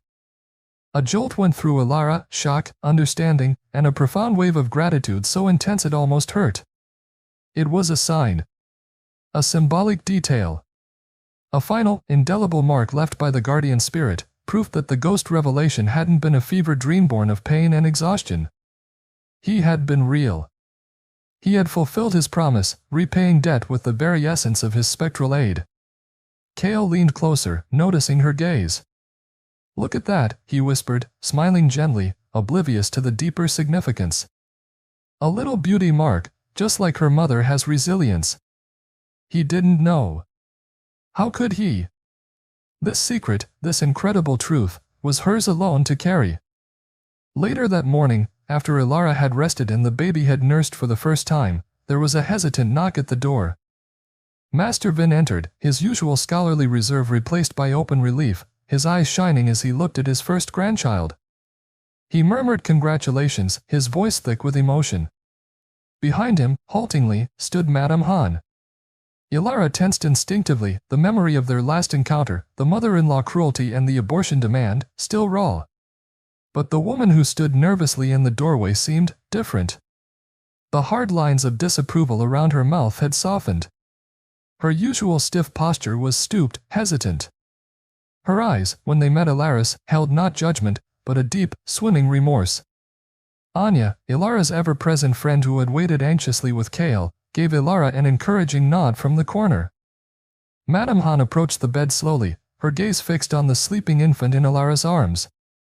For a long moment, she simply looked, her expression unreadable. Then, tears began to well in her eyes, tracing slow paths down her cheeks. She reached out a trembling hand, not towards the baby, but towards Elara. "Elara," she began, her voice choked, barely audible. "My child." "I—" She stopped, swallowing hard, struggling for words. "I was wrong. So terribly wrong." The mother-in-law apology, when it came, was broken but seemingly genuine. "My bitterness, my foolish pride, my adherence to outdated ways, it almost cost." Her voice broke entirely. She looked from the baby to Elara, shame and regret etched deeply on her face. Is it possible, for you to forgive an old fool?" The vulnerability was startling, stripping away decades of ingrained hauteur. Elara looked at the weeping woman, seeing not the tormentor of the past few years, but perhaps the frightened woman who had been possessed, the mother terrified for her son, the grandmother overwhelmed by the miracle she had almost rejected. Forgiveness. It wasn't easy. The wounds were deep. But looking down at her daughter, a symbol of impossible hope and unexpected grace, Elara felt something shift within her. The cycle of bitterness had to end here. For the baby's sake. For her own. She offered a small, weary smile and reached out, taking Madame Han's trembling hand. "She is your granddaughter, mother," Elara said softly, her voice quiet but clear. It wasn't absolution, not yet, but it was an opening. An acceptance. A beginning. The emotional resolution hung in the air, fragile but real. Madame Han sobbed openly now, clinging to Elara's hand. Master Bin stepped forward, placing a hand on his wife's shoulder, his own eyes wet. Kale moved to stand beside his father, completing the circle around the bed, around the newborn baby who represented their tentative new beginnings. The family reconciliation had started, prompted by the undeniable, healing power of new life and perhaps, chastened by the brush with forces beyond their understanding. As sunlight streamed into the room, illuminating the tiny, perfect face of her daughter and the symbolic mole near her lips, Elara offered a silent prayer of thanks, not just for the life she held, but for the spectral kindness that had guided them through the darkness, proving that compassion could echo even beyond the veil of death. The journey of Elara and Kale, a path fraught with the quiet anguish of infertility, the sharp thorns of family conflict, and the chilling intrusion of the supernatural, had reached a harbor of tentative peace. Theirs was a story that began in yearning and culminated in a miracle, a testament to resilience woven through with threads of the uncanny. Yet, looking back on the harrowing passage, the narrative leaves us with more than just a sense of relief. It invites a deeper thematic reflection on the forces that shaped their destiny, both human and spectral. The narrative journey itself charts a course through familiar human struggles, the deep-seated desire for children, the pressures of cultural and family expectations, the corrosive effects of bitterness and judgment within the home, the difficult choices forced by medical adversity. These elements ground the story in a reality we can recognize. The pain of Madame Han's relentless criticism, Kale's agonizing position caught between duty and love, Elara's quiet suffering and eventual defiance, these are dramas played out in countless homes, born from the intricate and often painful web of family dynamics. The story unflinchingly portrays how rigid adherence to tradition, particularly the patriarchal emphasis on male heirs, can inflict deep wounds and foster resentment, nearly tearing a family apart. It serves as a potent reminder of the damage caused when societal pressures override individual empathy and love. We see how unquestioned norms, passed down through generations, can become weapons in the hands of the insecure or the bitter, poisoning relationships from within. Madame Han's cruelty wasn't born in a vacuum. It was nurtured by a system that prioritized lineage above individual happiness, a system that perhaps left her feeling inadequate or threatened by a daughter-in-law who, despite her failure to conceive quickly, held her son's deep affection.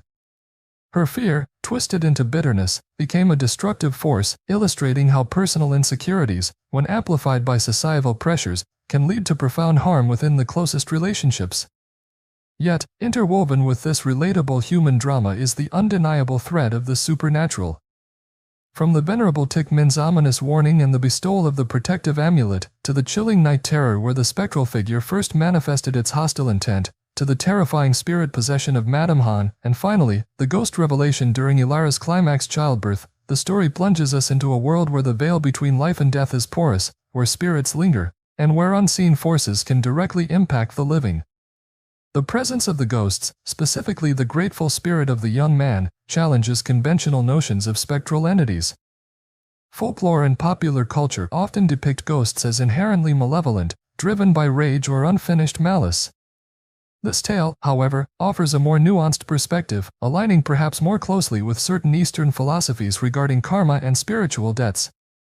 Does a soul retain its core nature after death, or is it twisted by the trauma of its passing? The young man's spirit embodies this complexity.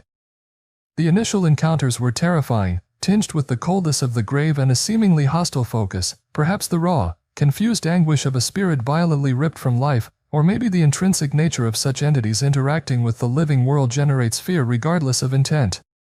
The narrative leaves room for ambiguity, suggesting that the spectral realm is not simply black and white, and that judging spirits by human standards of good or evil might be insufficient. Their existence operates under different laws, influenced by powerful emotional residues. However, the ultimate ghost revelation clarifies the primary driving force, gratitude. The spirit is bound by a profound sense of obligation, compelled to repay the kindness Elara showed him when he was most vulnerable, when others exhibited only indifference. This reframes the subsequent supernatural aid, the uncanny stability of the high-risk pregnancy, the strangely averted accidents, as the deliberate actions of a protective ghost fulfilling its karmic duty. It posits that spirits, much like the living, can possess complex motivations, capable of causing fear, perhaps unintentionally, but also demonstrating profound loyalty and making amends. Their actions are dictated not just by lingering malice, but by the powerful emotional and spiritual residue of their mortal experiences, in this case, overwhelming thankfulness. The moral of the story, subtly woven, is that not all ghosts are evil, some are merely echoes bound by the powerful, universal forces of compassion and consequence, navigating their existence beyond the veil according to laws we barely comprehend. This emphasis on compassion and its profound ripple effect is perhaps the story's most resonant theme. Elara's simple, instinctive act of empathy towards a dying stranger, an act performed without thought of reward, driven purely by her inherent kindness in the face of widespread apathy, becomes the catalyst for the entire chain of protective supernatural events. It serves as a powerful illustration of karma, interpreted here not as divine judgment, but as an intricate cosmic ledger, a system where positive actions generate protective energy, sometimes manifesting in the most unexpected and extraordinary ways. The gratitude of the young man's spirit transcends the boundary of death, returning across the veil to shield the very person who offered him solace in his final moments. This elevates Elara's initial choice beyond mere altruism. It becomes an act resonating with deep spiritual consequences, demonstrating the enduring power of kindness to influence destinies, both seen and unseen, forging connections that even death cannot sever. What power lies dormant in our everyday choices? What unseen connections do we forge with simple acts of humanity? It begs the question, what unseen consequences might ripple outward from our own small acts of kindness, or conversely, from our moments of indifference? Furthermore, the story provides fertile ground for reflecting on family dynamics and the arduous journey towards healing. Madame Han represents the suffocating weight of tradition and unmet expectations, her mother-in-law cruelty inflicting deep emotional wounds rooted perhaps in her own unexamined fears or disappointments regarding her role and status within the family hierarchy. Her vulnerability during the possession, however brief, chips away at her hardened exterior, perhaps planting the seed for her later remorse. Was her eventual apology solely prompted by the miracle of her granddaughter's survival, or did the terrifying experience of being a vessel for another entity force a confrontation with her own inner darkness? The narrative suggests the latter may have played a part, cracking open a space for genuine change. Kale's journey is equally compelling, navigating the treacherous path between filial duty and spousal devotion, ultimately making a courageous choice during the emotional climax, conflict, that affirms his love for Elara and their unborn child, breaking free from the cycle of appeasement. The eventual family reconciliation, while poignant, feels realistically fragile. The arrival of the newborn baby, a potent symbol of new beginnings, acts as a powerful catalyst, forcing a confrontation with past wrongs and offering a chance to rebuild relationships. But the story wisely suggests that forgiveness is not instantaneous, it's a process, requiring sustained effort and genuine change. It subtly implies that while love and remorse can pave the way, true healing takes time, honesty, and a willingness to dismantle the harmful patterns of the past. Master Vin's quiet complicity through inaction also serves as a quiet warning about the cost of prioritizing peace over justice within family structures, allowing conflict to fester until it reaches a breaking point. Ultimately, the Grateful Shade masterfully intertwines the mundane struggles of life, infertility, poverty, implied by the inability to move out sooner, domestic strife, with the chilling possibilities of the supernatural. It explores the dark corners of family conflict, the crushing weight of cultural pressures, and the stark realities of life and death decisions, all while immersing us in a world touched by ghosts, omens, amulets, possession, and spectral aid. It reminds us that the veil between worlds might indeed be thinner than we often imagine, and that the consequences of our actions, particularly acts of compassion or cruelty, can resonate in ways we may never fully comprehend, creating ripples that extend far beyond our immediate understanding, generating spiritual debts and unexpected alliances. The story doesn't offer easy answers about the nature of the afterlife or the precise mechanics of karma, but it leaves us with a lingering sense of mystery and a powerful affirmation of humanity's enduring capacity for both profound cruelty and extraordinary grace. The final, enduring image, Elara, safe at last with her child, her daughter forever marked by the symbolic detail of the mole, gazing out at a future irrevocably altered by spectral sacrifice, serves as a poignant conclusion. It's a quiet testament to the echoes of gratitude that can linger long after the spirits have departed, forever weaving the threads of the unseen into the fabric of the lives they touched.